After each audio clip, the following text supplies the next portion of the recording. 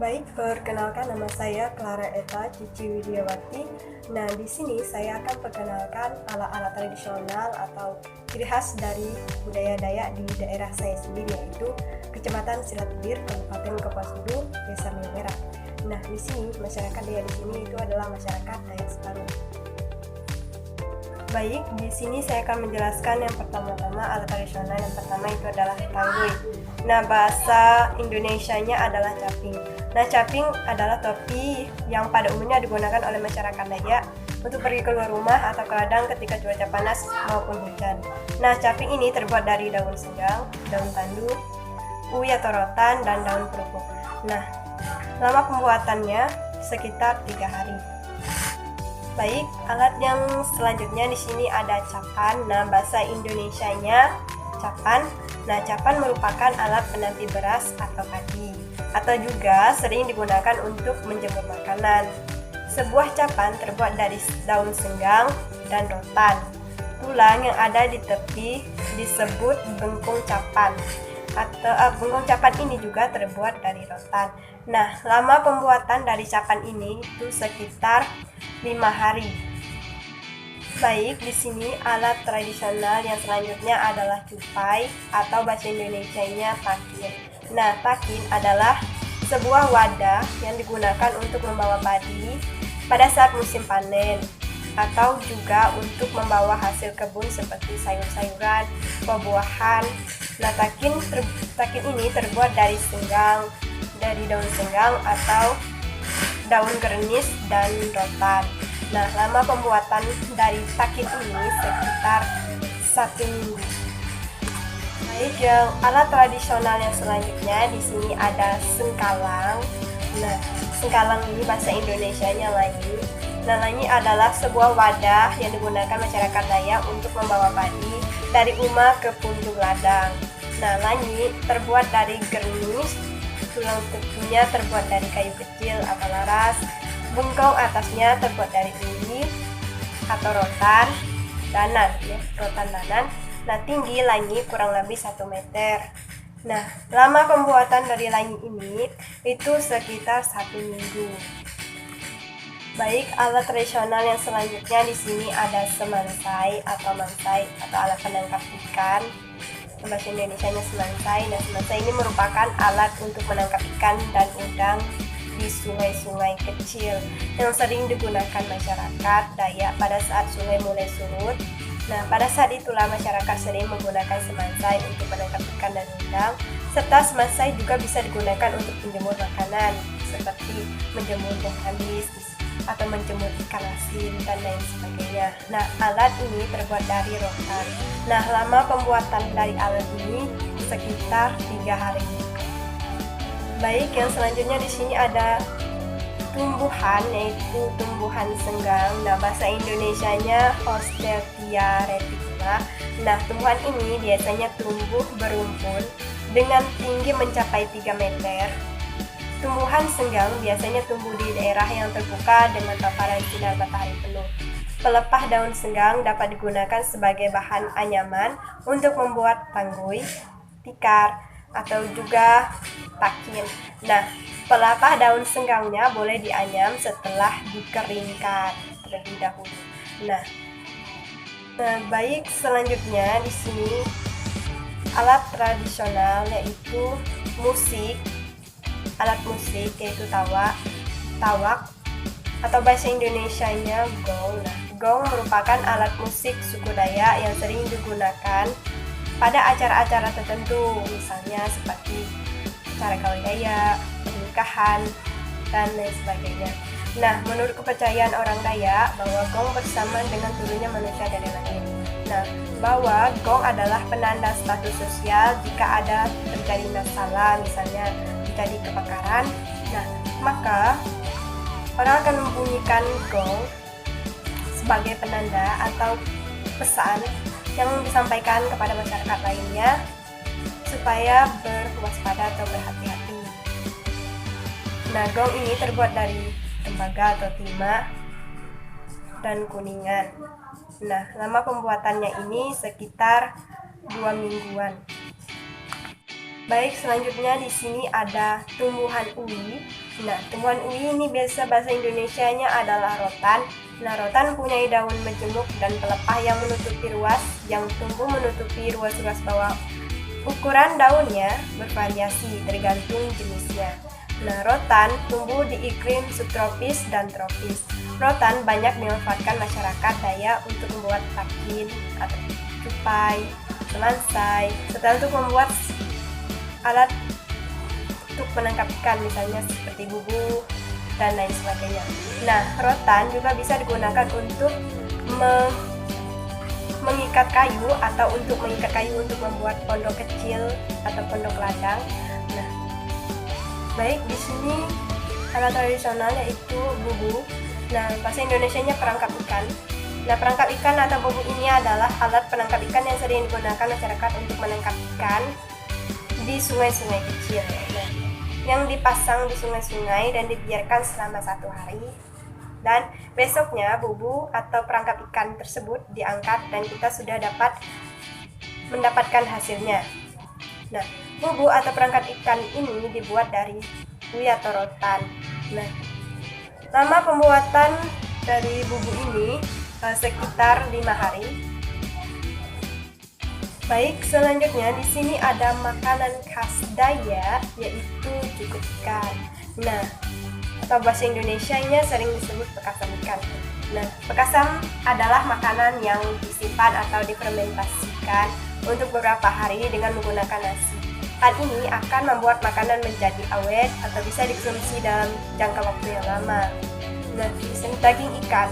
Daging ikan yang sudah dibersihkan dicampur dengan nasi dan diberi garam sedikit. Setelah itu, simpan pada wadah tertutup seperti di dalam toples. Nah, biarkan selama beberapa hari. Nah, proses pembuatan dari ikan ini itu sekitar 1 minggu, baru dia bisa dikonsumsi. Baik, di sini yang selanjutnya makanan khas Dayak itu juga tagin yang biasa bahasa Indonesianya biasa sering orang bilang pekasam celeng. Nah, pekasam celeng ini merupakan makanan khas masyarakat Dayak yang difermentasikan dengan menggunakan daging celeng yang dipotong kecil-kecil, diberi nasi dan garam yang disimpan di dalam toples dan ditutup rapat-rapat. Nah, hal ini akan membuat makanan menjadi awet atau dapat dikonsumsi dalam jangka waktu yang lama. Nah, proses fermentasi ini menempuh lama sekitar 1 minggu. Baik, di sini ada makanan khas Dayak yaitu tempoyak. Nah, bahasa Indonesianya juga tempoyak. Nah, tempoyak adalah salah satu makanan masyarakat Dayak yang terbuat dari buah durian yang sudah matang dan diambil buahnya yang sudah dipisahkan dari bijinya dan diberi garam dan difermentasikan, disimpan pada wadah yang tertutup rapat dan dibiarkan selama seminggu. Dan setelah 1 minggu baru bisa dikonsumsi sesuai selera. Biasanya masyarakat juga menggunakan tempoyak ini untuk mencampur masakan, misalnya ikan, sebagai pengganti kandis atau juga jeruk. Baik, selanjutnya di sini ada alat tradisional yaitu musik. Di sini ada musik ketebung. Nah, bahasa Indonesianya gendang. Nah, gendang merupakan alat musik Dayak yang dimainkan dengan cara ditepuk menggunakan telapak tangan. Gendang ini terbuat dari kayu dengan panjang 1 meter dan diameter 25 cm sebagai badannya. Nah, sedangkan membran atau sebagai tempat pukulnya terbuat dari kulit lembu. Nah, proses lama pembuatannya ini sekitar 2 minggu. Baik, selanjutnya di sini ada itu buah kubal. Atau bahasa Indonesianya buah wangi. Buah wangi adalah buah yang rasanya manis keasam-asaman yang isi buahnya berwarna oranye. Bentuk buah yang lonjong. Buah ini memiliki pohon buah yang merambat dan bergetah. Buah ini sering dijumpai di hutan-hutan tropis dan subtropis. Baik, selanjutnya di sini ada buah ucong atau bahasa Indonesianya belimbing hutan. Nah, belimbing hutan ini memiliki rasa yang manis. Isi buahnya berwarna putih, kulit buahnya berwarna merah, berbentuk seperti buah belimbing. Baik, selanjutnya di sini ada tumbuhan buah, itu buah rambai atau bahasa Indonesia juga buah rambai. Nah, buah rambai adalah buah memiliki rasa yang manis keasaman. Rambai tumbuh dan menyebar di Pulau Kalimantan. Rambai biasa berbuah pada pasca panen akan segera berakhir. Nah, rambai tidak hanya dimanfaatkan isi buahnya, tetapi kulit buahnya juga dapat dimanfaatkan sebagai makanan seperti makanan sambal pedas kulit rambai yang rasanya asam. Baik, di sini kita ada alat tradisional yaitu tameng. Tameng atau bahasa Indonesianya perisai. Perisai adalah alat yang pada zaman dahulu digunakan untuk berperang atau digunakan sebagai alat untuk menahan serangan dari musuh atau untuk melindungi diri saat terjadi serangan. Nah, perisai ini terbuat dari kayu liat atau kayu tebalian yang sangat kuat dan kokoh, sehingga tameng ini mampu bertahan hingga ratusan tahun, tidak mudah rusak, dimakan layak. Nah, perisai ini berbentuk persegi panjang runcing pada bagian atas dan bawahnya. Panjangnya sekitar 1-2 meter dengan lebar 50 meter. Perisai ini juga dihiasi dengan ukiran unik dari ciri khas masyarakat Dayak. Sementara bagian dalam diberi pegangan.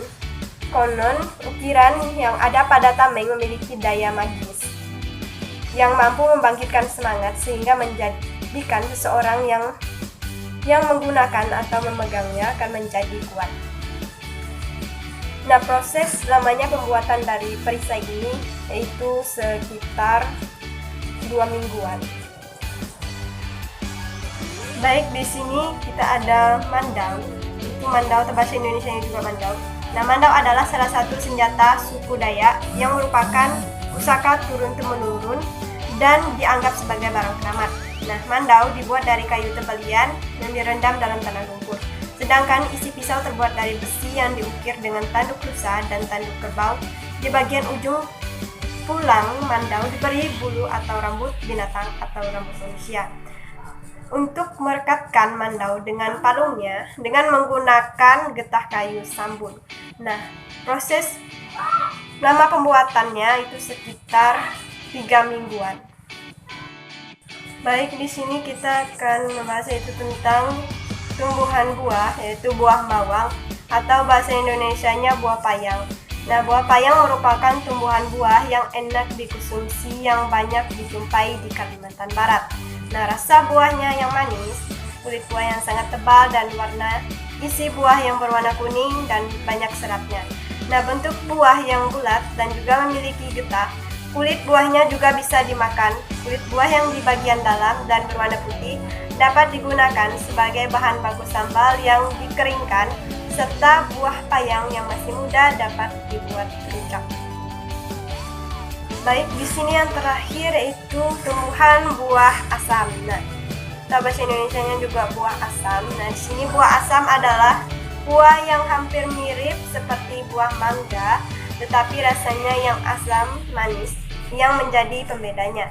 Nah, isi buah ini berwarna kuning dan mengandung banyak air buah. Ini sangat mudah dijumpai dan buah ini juga sering dibuat rujak atau juga untuk pemasam atau pengganti kandis untuk masakan.